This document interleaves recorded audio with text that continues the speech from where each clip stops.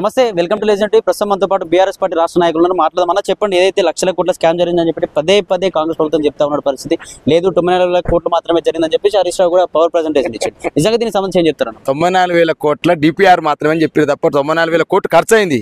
94,000 కోట్ల అవినీతి జరిగింది ఎవరు చెప్పలే.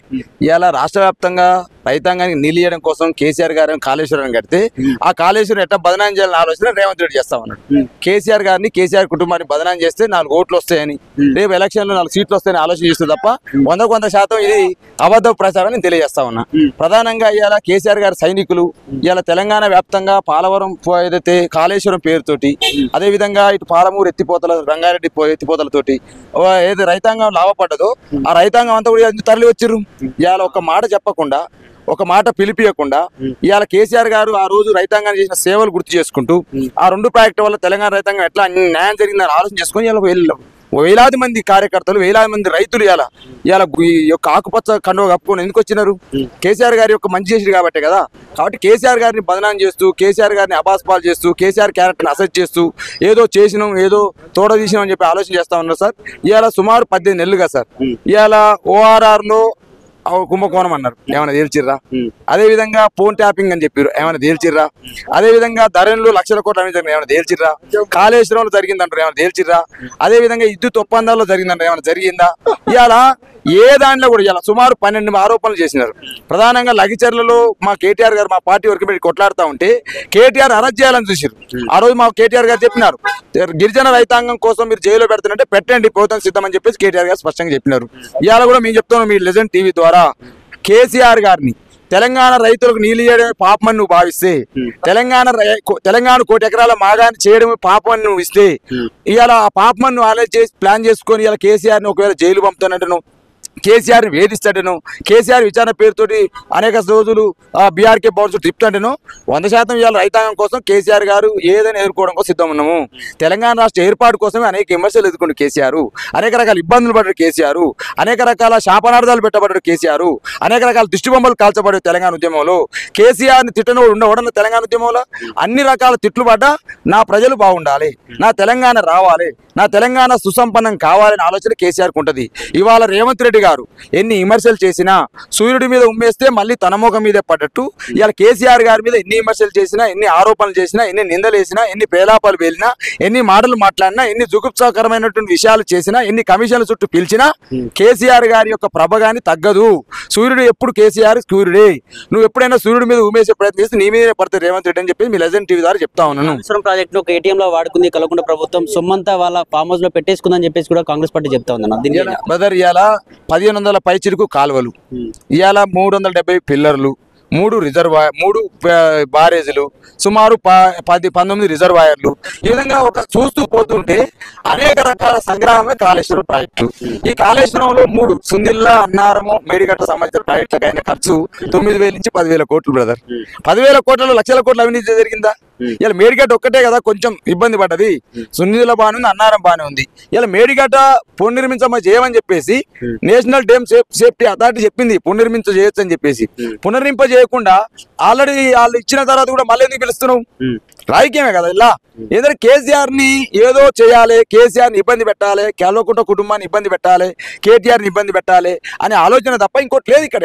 ఈయన ఏమంటున్నట్టే నేను జైలు పోయినా కాబట్టి కేసీఆర్ ని జైలు పంపాలి, నేను జైలు పోయినా కాబట్టి కేటీఆర్ ని జైలు పంపాలి. నువ్వు ఎందుకు జైలు పోయినావు?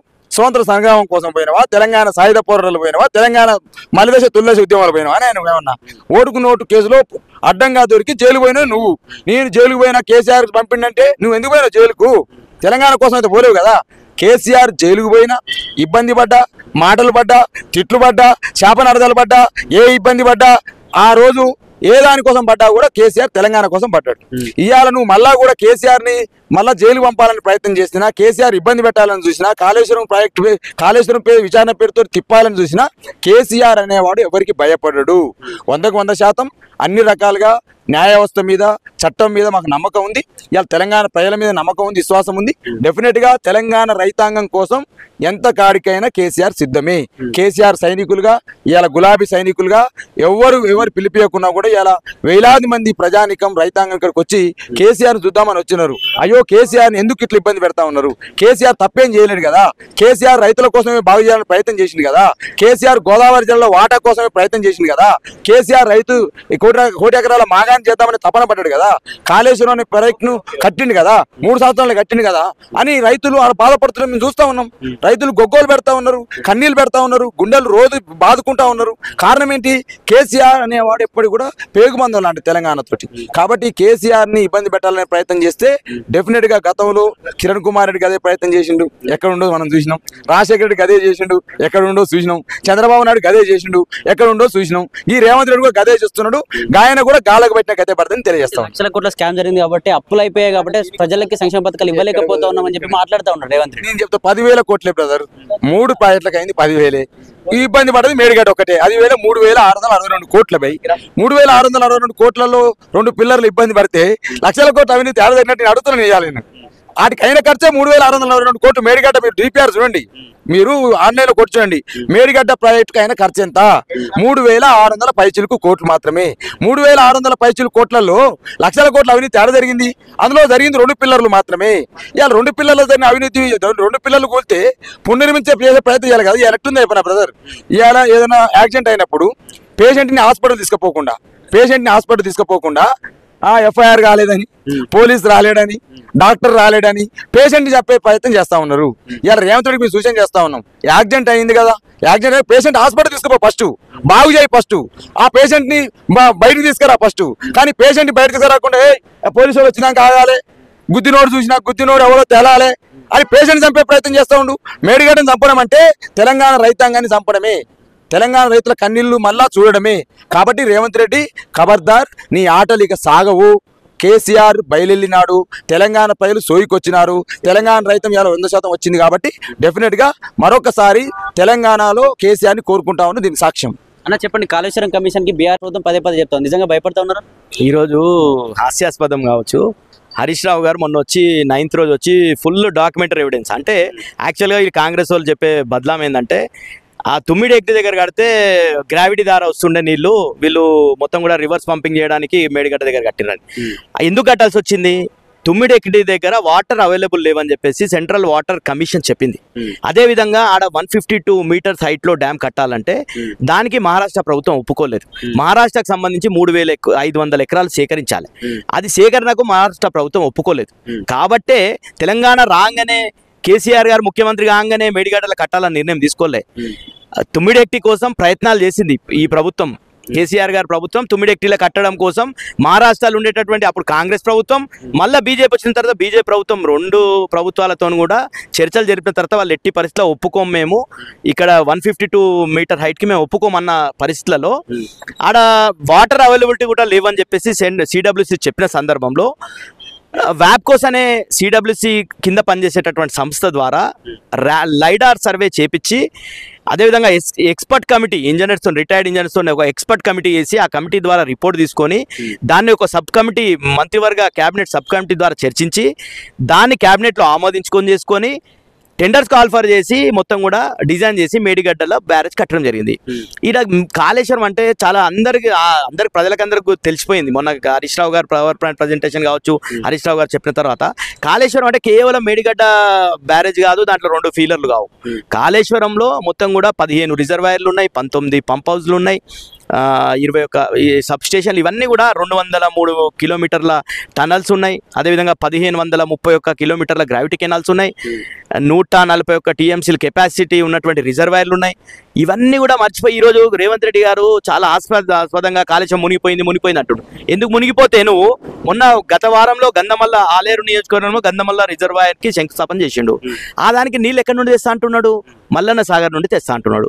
మల్లన్న సాగరు కాళేశ్వరంలో అంతర్భాగం కాదా? అదే విధంగా మూసి ప్రక్షాళన చేస్తా అంటుండు హైదరాబాద్లో. మొత్తం ఇల్లులు గులగొట్టి ఇదంతా చేసేసి మూసి ప్రక్షాళన అంటున్నాడు. ఆ మూసి ప్రక్షాళనకు హైదరాబాద్కి తాగునీటి కోసం 30 టీఎంసీలు తెచ్చుకొని వస్తా అంటున్నాడు. అవి కూడా మల్లన్న సాగర్ నుండి తెస్తా అంటున్నాడు. మల్లన్న సాగరు, కొండపోచమ్మ సాగరు, బస్వాపూరు, ఇవన్నీ అన్నపూర్ణ సాగర్, ఇవన్నీ కూడా కాళేశ్వరం భాగం కదా, మొత్తం ఇంటాక్ట్ ఉన్నాయి కదా, మొత్తం వర్కింగ్ ఉన్నాయి కదా. ఈ సంవత్సరం కూడా ఇంజనీర్లు, ఇరిగేషన్ సంబంధించినటువంటి శాఖకు సంబంధించిన ఇంజనీర్లు ఈ ప్రభుత్వానికి నివేదిక ఇచ్చారు. ఏంటంటే దాదాపు 20,33,000 ఎకరాలు ఈ కాళేశ్వరం కింద సాగు అయిందని చెప్పేసి ఇంజనీర్లు నివేదిక ఇచ్చారు ఈ ప్రభుత్వానికి. ఈ ప్రభుత్వం పనిచేస్తున్నటువంటి ఇంజనీర్లు ఇంకా కూడా సిగ్గు లేకుండా కాళేశ్వరంతో 1 ఎకరా పారలేదని ఒక మంత్రి అంటాడు, 1,00,000 ఎకరాలని ఒక మంత్రి అంటాడు. వీళ్ళకి సిగ్గు శరం ఏమీ లేదు, తెలంగాణ ఆత్మ లేదు.